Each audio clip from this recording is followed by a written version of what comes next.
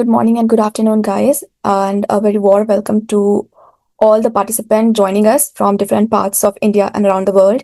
So, yes, let me briefly introduce myself. I am Dr. M. Shah Jaiswal, oral and maxillofacial surgeon and moderator from Bridge, South Korea. And it is my pleasure to welcome you all to today's educational webinar. Today's topic is immediate placement in anterior maxilla.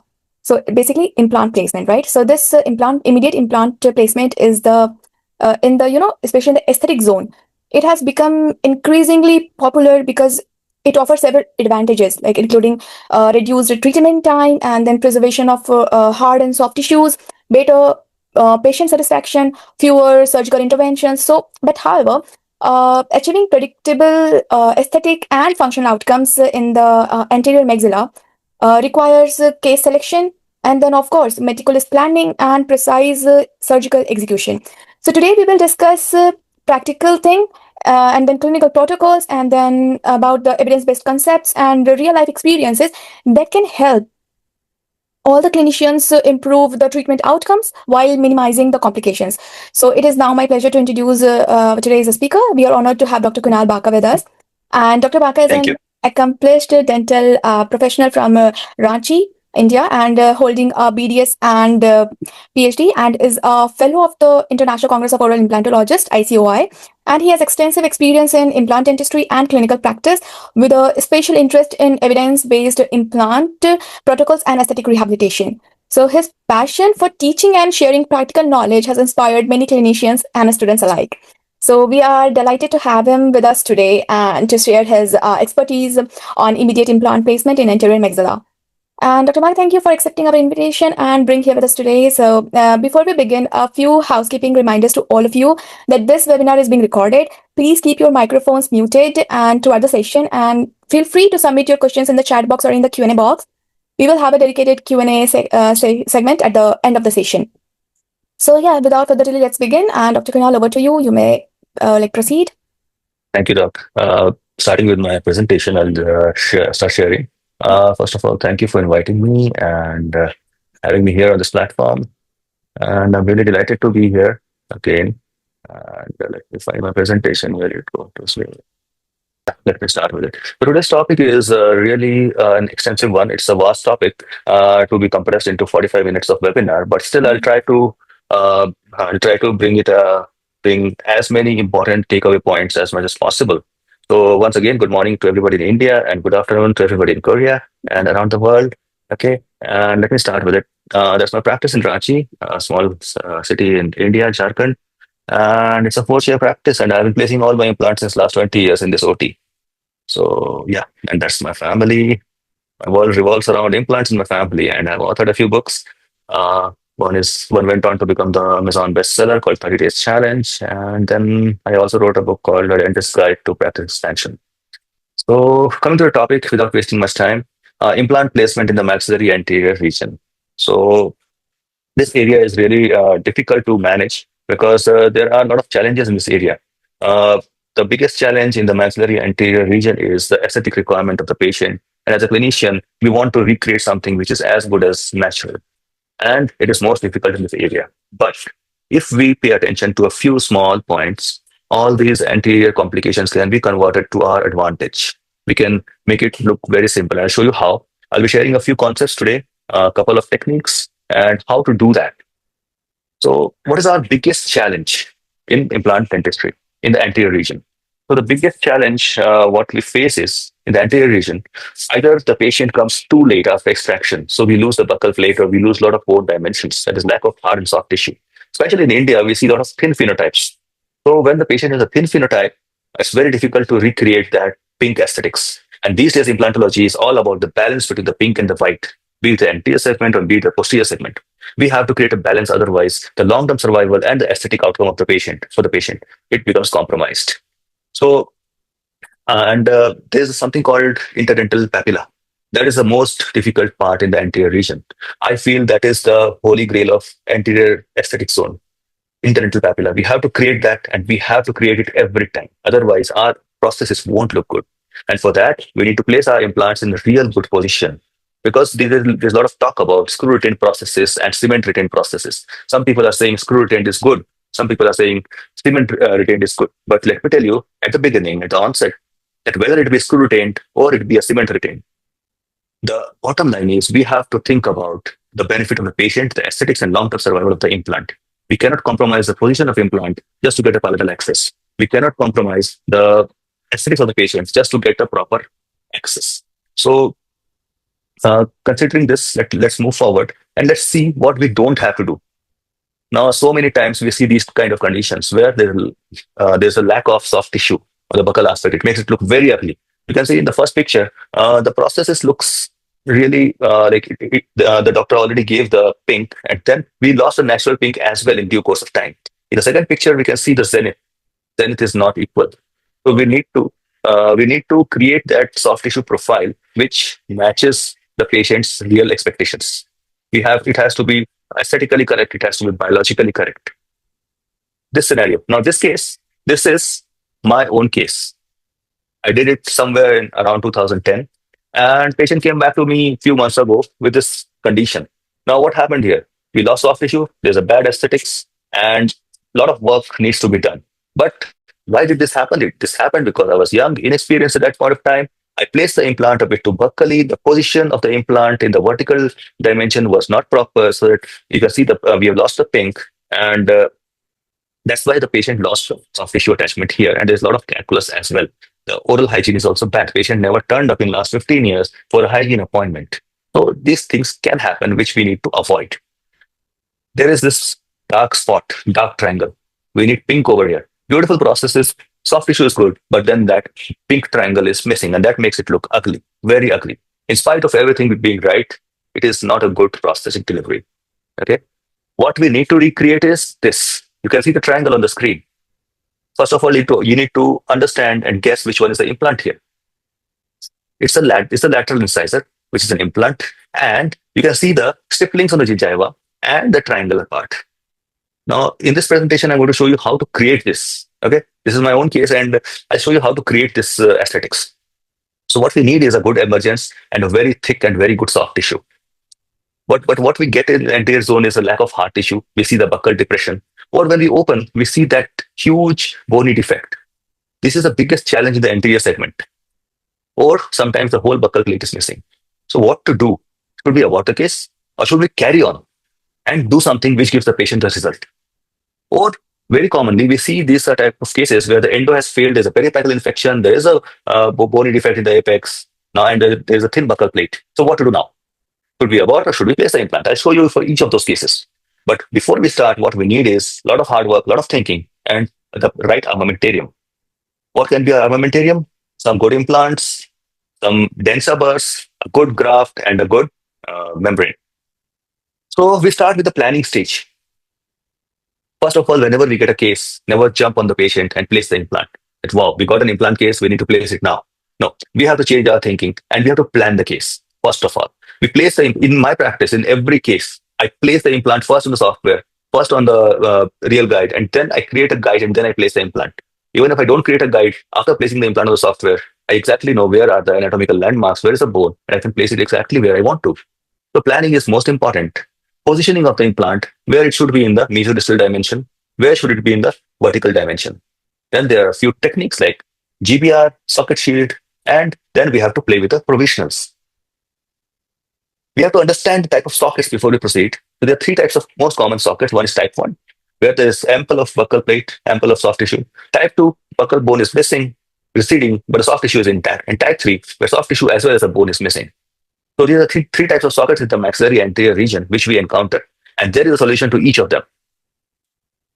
Now, first of all, let's understand the position of the implants. It should be prosthetically driven, and there should be 1 to 1.5 millimeters between the implant shoulder and the adjacent root, and 3 millimeters between the two implants. This has been written in a study by Salama et al. And Tano. And this position of the implant, this has to be maintained, whatever be the case. Why should it be maintained? Because that space is required for the prosthetic profile, soft tissue profile to grow. For our prosthesis to have that adequate span. If we don't have that, our process will be very narrow and it won't be mimicking the natural architecture. Implant axis. Now, if you want to give a screw in prosthesis, implant axis should be 1 millimeter parallel to the incisal edge, as you can see in this prosthesis on your screen, so that we have an aesthetic crown with a screw axis hole. Now, in this premolar, again, the premolar can be considered borderline between the anterior and the posterior. So I'm just showing it. The position of the implant should not be towards too much towards the buccal. It should be 1 to 2 millimeters parallel to the incisal edge, so that you have the access hole in the prosthetically correct position, and the force distribution is proper and even. Because the distribution in the long run is very very important to determine the success and long term longevity of the implant. That is very very important. Now, there are a lot of studies.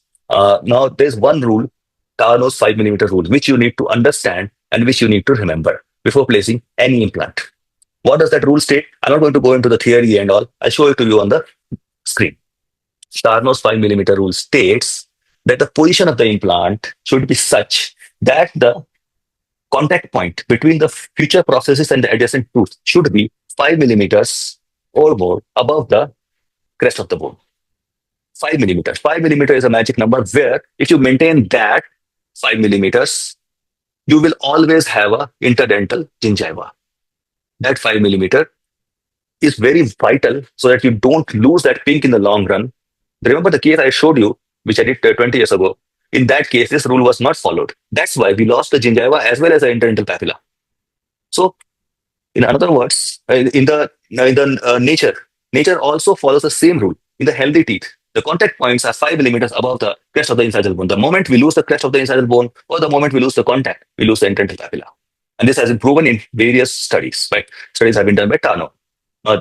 You can see it better over here.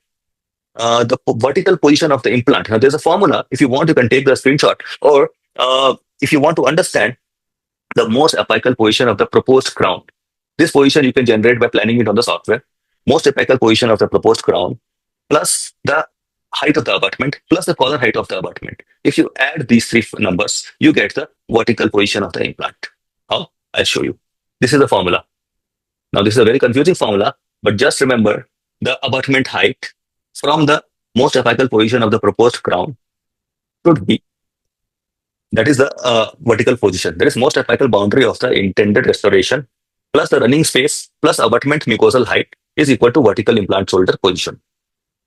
Running space is the space between the abutment shoulder height and the most apical position of the crown. Difficult to understand, but if you go back, if you go through it again, see the diagram, you will definitely understand. Usually in my offline workshops, I demonstrate this on models, so it's very easy to understand, but here slightly difficult to understand. And then the temporaries. Whenever you place an anterior implant, you have to play with the temporaries to maintain the crest of the gingiva. Now, every temporary crown. Now, what I do is whenever I place an implant in the maxillary anterior region, I always temporize it. Why? The moment you temporize the implant, if you get a good torque, you temporize it. The temporaries have two zones. One is subcritical contour, one is supracritical contour. Now, the green line, what you can see is the green area on the screen is a subcritical contour, and the area between the two white lines is a supracritical contour. Now, what is the importance? If you want your zenith of the gingiva to creep down towards the incisal edge, what you have to do is you just have to increase the concavity of the subcritical contour, the green area. Just increase the concavity and the gingiva will creep down. If you want the gingiva to creep towards the roots, if you want the zenith of gingiva to creep upwards, just increase the convexity of the supracritical contour, the area between the two white lines, two horizontal white lines, what you can see, there is a supracritical contour, increase the convexity, and within a week to 10 days time, the gingiva starts creeping apically. So this is the importance of our temporaries. We can manipulate soft tissue without going into the deep soft tissue surgeries, CTGs and FGGs. Now, before that comes the prosthetically managed soft tissue, and which is very vital in anterior zone. Then there's also a concept, zero bone loss concept by Thomas Linkeviscus. Now, he says that we can place an implant with zero bone loss. That is possible. We have done it. We have followed his principles. Now, his principles are very simple. We follow some basics and we get it right, like choice of screw, choice of implant, the thickness of soft tissue. We manage the soft tissue with augmentation and the materials what we are using. Now, here I want to give you a trick. Whenever you do a crown on an implant, a zirconia crown, in the apical region, ask your lab to highly polish the apical region of the crown, but not glaze it. Ask the lab not to glaze the apical region of the zirconia crown. What will happen is that will lead to a very good biological seal. This biological seal is again very much vital for the survival of the implant. So this is one of the components of Professor Linkoviscus zero bone loss concept. Now coming to GBR, everybody is these days really mystified by GBR. There are a lot of studies, a lot of people are showing their work everywhere, beautiful GBRs, beautiful bone recreations, but it's difficult to understand how to do that. Very few people are revealing their own uh, secrets. So what I'm going to show you today is how to do a GBR, how you can recreate in your own practice tomorrow morning or today evening, and how you can do it again and again. It's not a fluke. GBR is not something which is like it may work, it may not work. Some people say that GBR is not very reliable. I say GBR is 100% reliable because it is a science, and science should be repeatable and reproducible. Every time I do a GBR, I know I'm going to get the bone. And you should also be able to do the same by following some simple principles. Now, what are the steps? Now, in this case, you can see there's a maxillary central 2-1, and it has deficient bone. And when we opened, we saw a concavity in the buccal bone, huge saucer shaped defect. So in GBR, the first step is autograft. Autograft is the most vital component of any GBR procedure. I always place the first layer as a GB, as an autograft. Autograft, the graft taken from patient's own body. We I place it every time first thing on the implant surface if the implant surface is exposed. If the bone surface is exposed like this, I place the first layer as autograft. And then I place a mixture of autograft and xenograft.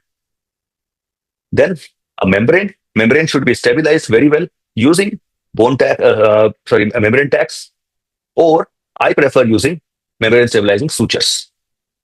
Now, this I prefer this because I feel I get better control over the membrane while I do the suture. I can manage the stability of the membrane better. If you are comfortable with membrane tacks, you can definitely go ahead with the membrane tacks. But membrane is vital because without membrane, there will be no bone regeneration. Why? Because membrane is selectively permeable. Membrane allows only the osteoblast cells to enter the site, and it prevents osteoclast cells from entering the site. And we want a very good scaffold in the form of xenograft. We want a very good growth factor in the form of autograft. Combined with the membrane's protection and space maintenance, we get very good bone support, bone regeneration. And what? Sorry to interrupt, Dr. Kunal. I have a question. So you Yeah. place collagen membrane buccally and then palatally or lingually, both sides? No. Only on the graft. Only on the graft. Okay. Only on the graft. Yeah. And the last step in the GBR is flap closure. Now, flap closure is one of the most vital parts because whatever membrane you have used, whatever graft you have used, but if your flap is not closed, we want a airtight, watertight closure, but without any stress. The flap should be stress-free because if there is a stress in the flap, it's going to push on the graft in the membrane, it's going to displace it, and we are not going to have any bone formation. It should be stress-free, it should be watertight. Easier said than done. It's very difficult to do that because you have to reflect the periosteum, you have to reflect the flap deep to make it loose and cover the whole area. But then once you start doing it, it's very simple. So these are the basics of GBR, and I'll show you how it is done. Now, I'll show you this case. This case was done using Adbone. Adbone is a very good graft. Like I have used it a lot of times, and it has given me good results every single time. So you see, in this case, it was a maxillary canine. It's totally decayed. Patient wanted an extraction followed by an implant. So what we did, we can see the buccal plate is missing totally. Clinically, when I extracted, buccal plate was totally gone. Type 3 socket, almost type 3 socket. So place the implant there. Now you can see the threads are exposed. Implant threads are exposed. Now what to do? Should I abort? No. We should not abort at this stage because this stage is amazing. Should we remove the thread? Like No, we need that because we need integration, right? We cannot remove the thread. If the moment we touch the threads, integration stops there. So we want the whole of the implant to integrate inside the bone. So we create bone over it and we make the bone integrate on top of it. How? I'll show you. Now this is the Adbone, and on the screen, on the top right side, you can see the autograft shavings which I obtained from the preparation of the osteotomy site as well as nasal spine. I got that much autograft, mixed it with the xeno. Adbone came in the block. I crushed it, mixed it with xeno, and placed it. Now, as you can see on the bottom side of the screen, on the left side, the first layer is autograft. Second layer is again some autograft mixed with xeno, and third layer I covered it totally with the xenograft. And then the membrane came, and this was the immediate post-op what I created. Now you can see a lot of loose bone around. I'll show you what happened after this. This was after 3 months. This was the bone formation after 3 months. Now we can see around 3.5 to 4 millimeters of the bone on the buccal side. In the cross section, we can see a solid bony plate formed on the buccal side in on the canine. So this is the kind of result we obtain. I'll show you again how we do that. In this case, this is maxillary central with a huge periapical lesion. You can see on the CBCT, buccal plate is totally missing again. Now, in phenotype, now we could have done two things here. One, extracted, left it alone for like 3 4 months with the socket grafting, and then we could have entered again. But I feel that is less predictable because if we do a socket grafting, if the bone is going to take up in the empty socket, is going to take up much better over the implant, and patient is saved of the trauma of the second surgery. This is how I extracted it traumatically, but it was of no use because there was no bone at all. I had to graft, so I reflected. Again, place the implant. You can see a lot of the implant threads are visible. What do we do here? We place the graft. Now you can see we started with zero bone on the buccal side, and we gained somewhere around 5 millimeters of the thickness of the bone on the buccal side. Now this is just an instance, but this happens every time. I'll show you a few more cases where this was repeated, and this was the final. See the soft tissue, see the interdental papilla. How could this be arranged? How could this be done? Why? Because if you see on the X-ray the position of the implant, on the right hand side on the IOPA, you see the position of the implant shoulder, the vertical positioning is slightly deeper, but not very deep, not very shallow. And the contact point of the crown here from the crest of the bone is somewhere around 5 millimeters. And that's why we got this beautiful pink. Bottom line is to generate aesthetics for the patient. Patient is not bothered about bone graft or implant. Patient is bothered about the tooth and the good looking tooth. So this is what makes a happy patient. I'll show you one more. This one, endo-treated episectomy was done a few years ago. Again, infection did stop. So when we opened, the crown also fractured. So when we extracted, we removed the crown, we removed the root traumatically, but then there was a periapical lesion, huge periapical lesion. So many people say that we cannot place an implant in an infected area. Well, why not? Then people started saying we cannot place a graft in the infected area. Again, why not? In this case, there was a lesion. I removed the granulation tissue, removed it completely, and then I placed the graft also. And both my implants and the graft survived. How? If infection, the infection is not suitable for the implant placement, but if you degranulate it properly, implant will succeed. Anyhow, whatever be the case, even in huge infections, I have done in huge cysts, I remove the cyst and place the implants. It works every time. So you have to have your basics correct. Remove the granulation tissue, disinfect the area properly, it will work. We chose a good implant surface. Again, see the threads are visible. Now, I remember there was a time in my practice when I started practicing, even one thread was exposed, and I thought, man, this implant is going to fail. And I was not very confident. And I'm sure many people today also, they are worried about the exposed threads, but not anymore, not after this webinar. Because exposed threads are not a deterrent to implant placement. We can always place an implant and do a graft over it. There was jumping space in this case, around 2 millimeters. We placed auto, xeno, and a mixture. Closed it again with a triangular mattress suture. I placed double membrane over here. Closed it. Again, the position of the implant in accordance with Tarnow's 5 millimeter rule. And then what happened? And then the magic happened. You can see so much of bone every time. Again, so much of bone on the buccal aspect that this implant will never ever fail or have any problems. This was the aesthetics we obtained, soft tissue aesthetics. You can see the contour. We want the natural contours to be mimicked. We don't want to lose them.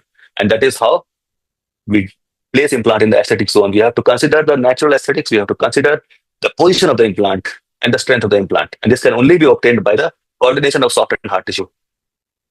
This was a stipplings. You can see the stipplings of the attached gingiva. And it's very difficult to tell the difference between the natural tooth and the implanted tooth. So patient wants this. We have to deliver this each and every time. Again, one more pick. I love this case because aesthetics was so good and the interdental papilla was so good. Yeah, and then there's one more technique called socket shield in the anterior zone. Now I'll go through it fast because we're left with less time. Socket shield is a very nice technique. In India, Dr. Udat K, Dr. Tunkiwala, they are doing a lot of socket shields and they are called the fathers of this technique in India. I love this technique because whenever there is a canine like this, whenever there is a grossly decayed tooth and there is no periapical infection, what we can do is we can remove the palatal aspect of the root only, like this. We smoothen the buccal plate, what is left behind. You can see it's polished. Then we place the implant in the socket. Now, PDL is intact on the buccal side. We don't lose the bone. If the buccal plate is very thin, especially in the canine region, we can save that bone. This is one of the vital techniques in anterior segment. Now, in the same case, there was a periapical lesion, so I did a semilunar incision, removed the lesion, did the socket shield, and temporized it immediately. Immediate temporization just after the surgery. Patient went out very happy, and the final result you can see the emergence was beautiful. You can see the uh, fullness on the canine region. The natural dentition has that fullness on the canine region. So this is what we obtained using socket shield. This was the final crown, and from root stump we went to the socket shield to the very good emergence profile. This was the final restoration, immediate post-op. Now, when the bone is deficient like this, again, we can graft, or there's one more technique called bone expansion or autograft. We use a denture burr over here. There was a huge concavity. I used a denture burr to expand. The bone thickness was less, around 3 millimeters. I used a denture burr to expand it, place the implant of 4 millimeters diameter in a 3 millimeter diameter ridge. Till there was no exposure of the implant threads. And then, see, there's no exposure of the implant threads. The implant is embedded properly in the bone. And then I grafted. Same technique, autograft plus xenograft followed by membrane. Membrane's double membrane and stabilized it with a horizontal matter suture. And then closed it. What we obtained was, this was the final post-op. And what we obtained was this. This I want you to see. We started with 2.6 millimeter of thickness of the bone. And in the final CBCT after 4 months, we obtained around 4.5 millimeter of the buccal bone, apart from implant. 4 millimeters diameter implant plus around 4 millimeter of the bone. And we started with only 2.6 millimeters of the ridge. So this can be done in our routine practice every day. One more technique, guys, this is dual zone grafting. You should know this. Whenever you're placing an implant in the anterior segment, you should know dual zone grafting. Now, what is dual zone grafting? In the dual zone grafting, we graft not only in the socket, we also graft in the region of the soft tissue to maintain soft tissue contours so that we maintain what we started with. Now, in this case, you can see the graft all around the implant up till the level of the soft tissue. I'll show you from the beginning. This was the case. Patient came with the broken crown. Patient wanted an implant. Patient was moving overseas in 2 days' time. Patient didn't want to go out of my clinic without teeth. So what we did was we extracted minimally traumatic extraction. I maintained the buccal contour, placed the implant with sufficient jumping space, and then did a dual zone grafting. We grafted inside the socket in the jumping space as well as up to the brim of the soft tissue. We overgrafted basically. And then you can see the position of the implant in accordance with Tarnow's 5 millimeter rule. Then I gave her a temporary, immediate temporary. This is the picture which was taken immediately after the surgery. 45 minutes of hard work, and we gave this to the patient. Patient walked out very happy, and she came back after like 5 months, I think. She came back after 5 months to India.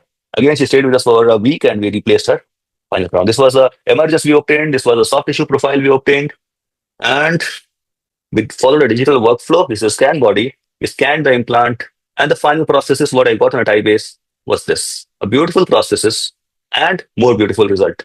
The tooth is, the tooth can be seen emerging out from the soft tissue like a natural tooth. This was the case I was talking about in the beginning. We need this. Attach gingiva, pink, and a very good emergence. So if we do this in each and every case, I'm really sure that our patients are going to accept the result and they're going to be very, very happy. Now, let me recap what we have done so far. So far, we have talked about the importance of soft tissue, importance of hard tissue.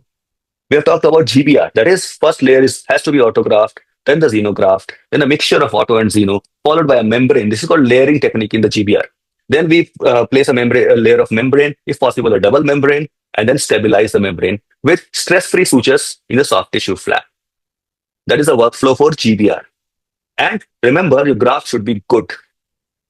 Something like Adbone or something like a good graft, because if you use a if you use a not very good implant, not very good graft, I would say the results are not going to be that good. I have tried those grafts as well, but graft has to be really, really good, and a lot of study has to go into the selection of graft material. And then we talked about dual zone grafting, and then we talked about socket shield. Now, socket shield and dual zone grafting in themselves are huge topics, 1 day topic each. So it's difficult to elaborate more in a 45 minutes time frame. But I think in the anterior region, we face only these challenges, and major challenges lack of hard and soft tissue, and that can be overcome if we use some basic techniques like this. Infection is never a deterrent to implant placement. You have to debride the area properly, and you have to remove all the granulation tissue. Now, the conclusions: GBR in the anterior zone is very much predictable. Don't listen to the people who say that GBR is unpredictable. It is very much predictable. Soft tissue can be manipulated to create anterior aesthetics without any soft tissue graft. As I've shown you, you don't need to enter those painful and complicated surgeries to create a soft tissue profile.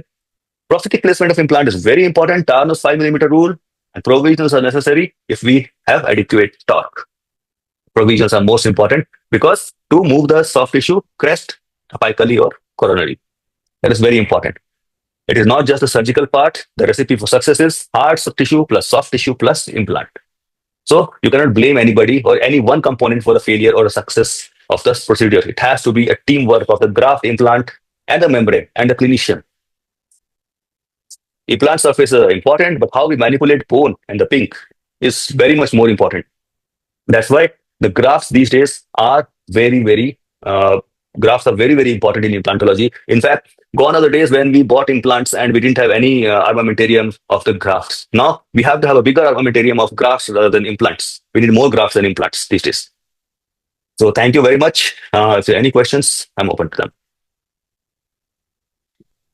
Okay, so thank you so much, Doctor, for that wonderful and highly informative presentation. So, yeah, I'm sure that all the audience found today's session extremely valuable. So, to all the attendees, if you have any questions, you can put your questions in chat box. And before we move into the Q&A session, I would like to introduce about the deep bridge. I want to talk about deep bridge. So, let me share my screen. So, basically, deep bridge is an integrated platform which is basically dedicated to bridging global expertise with local clinical practice. And yeah, we are a Korea-based medical and dental platform that connects education and then community and clinical proven technology. And our vision is to democratize access to high quality medical education and innovative technologies, empowering healthcare and professionals to deliver safer and more predictable and evidence-based patient care. And yes, our guiding philosophy is learn, apply, and share.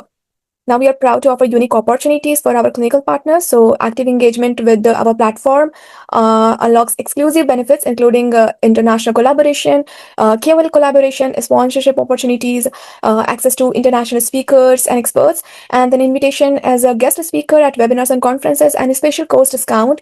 Obviously, it is subjected to applicable terms and conditions. And this is our website. You can visit our website to explore educational courses and our online marketplace featuring curated dental and aesthetic products. We are also active across multiple social media platforms where we regularly share educational content, updates, and upcoming events. These are some of our key highlights. And yeah, this is our dedicated team. And yes, here are some of our valued global partners. These are some of the dental products with us. So if you want to buy, so you can DM us. And as Dr. Kunal also told in his webinar, like in his presentation, that he used this Adbond. It has a very it is very good and it has a lot of advantages. And basically, it is a synthetic bone, but then it is proven to be very good. And there is another that is a dental floss, which is proven to be more effective and more efficient in comparison to Oral B super floss. Yeah. And then we also deal with the aesthetic part. So here is a first new generation Botox, which is world's first vegan Botox. So it has like 2-in-1 function. Like it acts as a Botox as well as acts as a skin booster, and it is free from botulinum A resistance. There is another thing that's dermal fillers. So this HA filler is a premium Korean hyaluronic acid filler designed to deliver natural looking, safe, and looking like long lasting aesthetic results. So it comes in 3 volumes, like soft, medium, and hard, depending upon your where you want to do it. And then, yes, we are also excited to announce that we will soon be launching a series of advanced education programs in collaboration with experienced Korean aesthetic specialists and dentists as well. So these programs are being designed to provide both theoretical knowledge and practical clinical training in Botox, dermal fillers, threadlets, facial contouring, advanced Korean aesthetic techniques, etc. And we are also planning to work on multiple certification pathways, including internationally recognized Korean certification option, which allows clinicians from different backgrounds to choose the learning format that best suits their professional goals. And here we are also announcing that we are currently preparing to launch an advanced education program on TMD management and facial botulinum toxin application in collaboration with an experienced Korean professor, Professor Song Taek Kim from Yonsei University, which is one of the world-renowned university across the world. And yes, this course is being designed to provide participants with both, again, theoretical knowledge and practical clinical insights. And then there is also one-time opportunity for Indian doctors to go to Bali, especially those who are interested in minimally invasive aesthetics. So doctors who purchase Botox and filler products through DBridge, so obviously terms and conditions apply. So they will become eligible for an exclusive training program in Bali.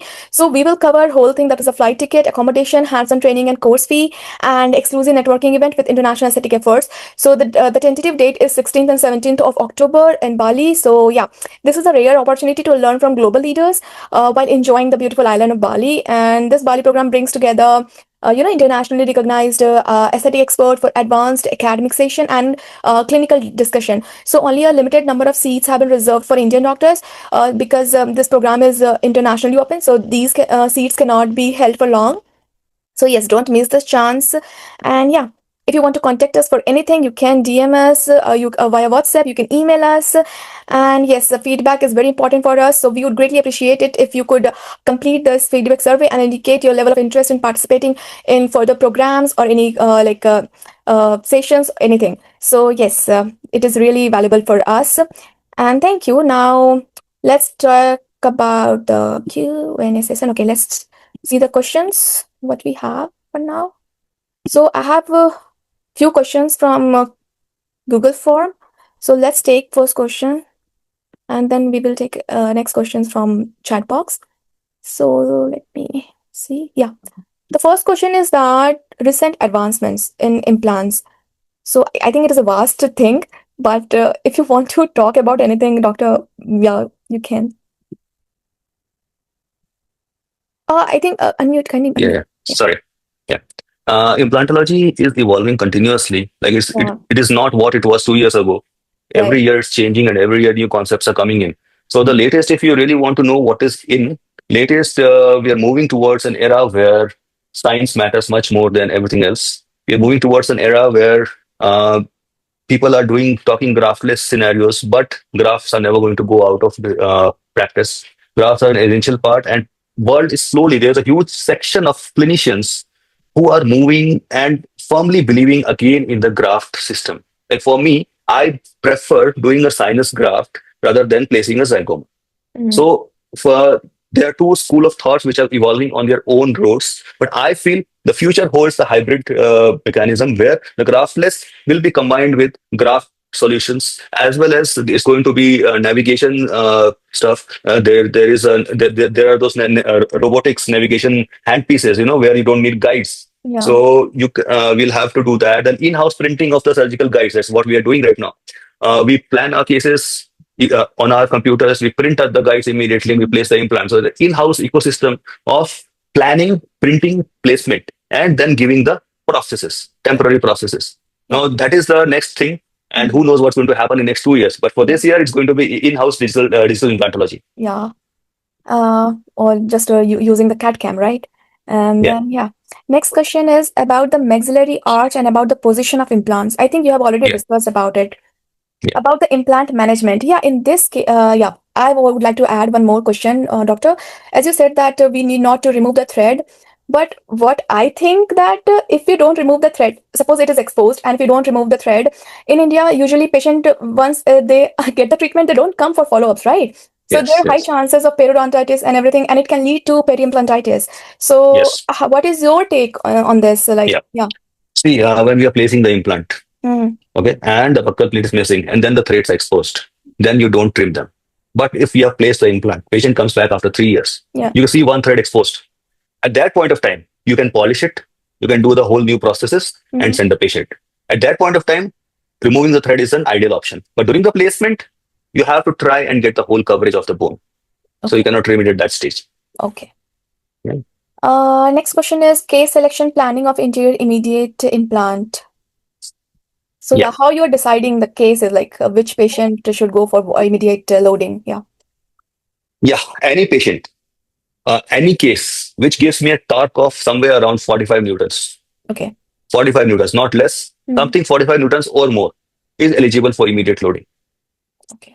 Any case where the processes is not in direct contact with the antagonist tooth, we don't have active occlusion, Mm. is ideal for immediate loading. Any case where I have to create a soft tissue profile, where the patient has aesthetic requirements, Yeah. that case needs immediate placement. So first criteria is torque, second is occlusion, and third is aesthetics. Okay. So next question is grafting in the anterior region. So because you have used all the grafts, like all types of grafts, so I would also like to ask, because you have already used ad-bone grafts as well, because it is a synthetic graft, and what I have studied so far, that it contains the TCP, which is very good. Yep. Plus, it has also HA, so it is very good for in comparison to other things. But then I would like to ask, because you have used it, so what is your take on that? Like, was it good, and what was your experience based on that? Yeah, the ad one was very good. Mm. See, the most important thing what I like about it was the sturdy nature. The particles were really manageable. I could Mm. handle them very well. Yeah. Number one. Number two, if you talk about the biology of the particles, it has all the components necessary Mm. for the bone regeneration. Yes. So if we have that in such a simple manner, why to go for other grafts? That is Mm. my thought line of thought. And the result what I have got. See, when I used it in the canine region, I knew that this is the most difficult region to regenerate. One of the Mm. most difficult regions. So when I used that, I realized that this one is like one of the top end grafts where position of the placement is not very important. The method of application is very important, but position this bone, this ad bone survives in any condition. That's what I felt. Mm.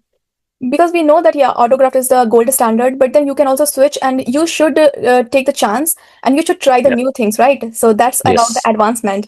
So yeah, next question is immediate loading types and different companies, pros and cons, where to start as a beginner, and does company of implant really matters for beginners?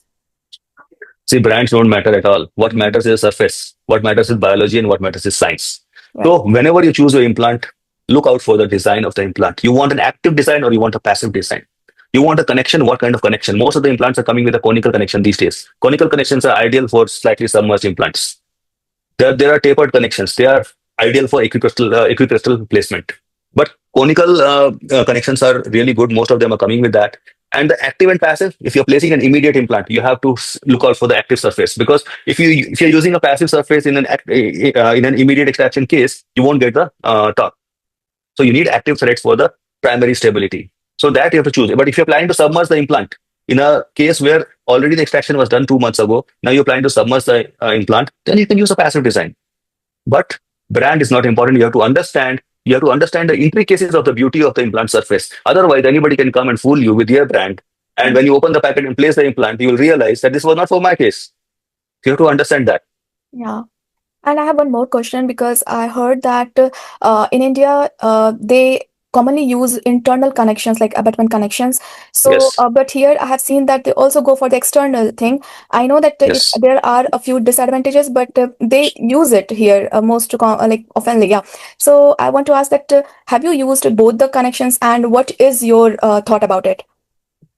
See, I've not used external connection because Okay. in India we have never had those kind of Yeah, implants that's what like I heard, and I was from the like beginning of surprised. time. Okay, this is something that Yeah. I'm learning. Okay. Yeah, but as much as I know from the text, from the papers and studies, internal connection is, I feel, is better prosthetically. Mm. For our labs, for the stability of the screw, for the our abutment implant interface, Mm-hmm. and for the biology and force distribution. Because we have learned this in India from the beginning of the time. So I feel that is very much more uh, Mm-hmm. applicable for our cases. Yeah. External connection, I've heard and I've read in a few places that they're having some difficulties with Yeah. the Screw loosening and all. prosthesis. Yeah. Yes, yes. Yes. So that is the issue. Yeah. And prosthesis is the most important part. So I feel why to go for external connection. Okay. And then next question is, it would be helpful for me to learn new placement techniques of surgical procedures and to prevent its complications. So I think it is a very vast topic again, and you have already covered about it. But then, okay, would you like to talk something about the complications? Like, what are the Complications of it. complications that you faced and how to manage it? Yeah. See, anterior zone, we have a couple of very common complications. One is secondary stability never comes. Mm. Total failure. Okay. Okay. The another thing is we start losing soft tissue. Yes. We start losing soft tissue very fast in some cases. Mm. Another complication is we lose the graft entirely. Yeah. That has happened a few Mm. times. We Mm. lose the graft entirely. Suppose we have done some degranulation, something was left behind. We lost the graft entirely in 20 days time. So what to do? If the soft tissue starts receding, nothing to do. Just do a curettage, do a proper hygiene in that area. Mm. Whatever tissue has receded, try to take a flap and close it. Or if you have a soft tissue substitutes, place that. Or do a CTG. That's a difficult process. But then, yeah, you have to build that tissue. You cannot ignore that. Right. First step is hygiene. Second step, if it keeps on going, then go for a graft, soft tissue graft. That is the most important thing. Mm. If you lose the bone graft, can't do much. If you lost the bone graft, anyways, you're not going to get the bone. Open the flap, replace the graft, redo the whole procedure. That is the only thing left because if the whole buccal plate is missing and you have lost the graft, can't do anything after that. Okay, and if the secondary stability never comes, implant starts moving, Mm. then we have to remove the implant, granulate the area, Mm. wash the area, disinfect it, and if possible, replace the implant at the same time. A different one, not the same one. Mm. So I have one more question, doctor, that Yeah. if you have placed implant and like, have you experienced this, that after placing the implant and there's a, because facial bone destruction is so fast, right? So Yeah. have you experienced it? And if yes, so how you managed it? If there is Mm, facial bone destruction, so so far, I've not had a single facial bone wow. destruction case, thankfully. Mhm. See, when do we lose facial bone? Mhm. Now, that is a topic for non-graft supporters. Now, if Mhm. you place zygoma, then you start, in some cases, as a complication, you start losing the facial bone. Okay, Yeah. that it happens there. If you Mhm. place a pterygoid, you don't lose the facial bone, but still there's high chances of infection. Mhm. So, in the regular conventional implants, usually you don't have any facial bone destruction. Right. With the basal, yes, you have those cases where basal has destroyed some of the facial bone, but in the regular implants, no, not yet. Okay, thank you so much. So let me check. Okay, there are no questions so far. Okay, so I think everyone understood it very well. So yes, we appreciate. Okay, guys, thank you so much. And yeah, as we are at the end of this webinar, I would like to extend my sincere gratitude to Dr. Kunal for sharing his expertise and valuable clinical experience, and obviously our Bridge team for organizing this educational content, and most importantly, every participant who joined us today. So the key takeaways can be, careful patient selection is the foundation. 3D implant positioning is essential, so you need to plan it very well, and then proper management of both the hard and the soft tissues. It can lead to long term success, right? And then immediate implant requires sound clinical judgment rather than simply following a protocol. So Yes. yeah, you have to follow it, and then continuous education about it and reading the journals. It is very important to read recent journals to get up to date. So yeah, that's all about it. Thank you once again for your active participation, and yeah, let's hope to see you again in our upcoming webinar or any kind of certificate programs or anything. So until then, stay safe, stay healthy, keep spreading knowledge, and continue to embody our motto, that is learn, apply, and share. And yeah, thank you everyone. Thank you so much, and thank you, Thank Dr. you. again. Thank you. Bye bye. Have a good day. Okay, bye. Have a nice day.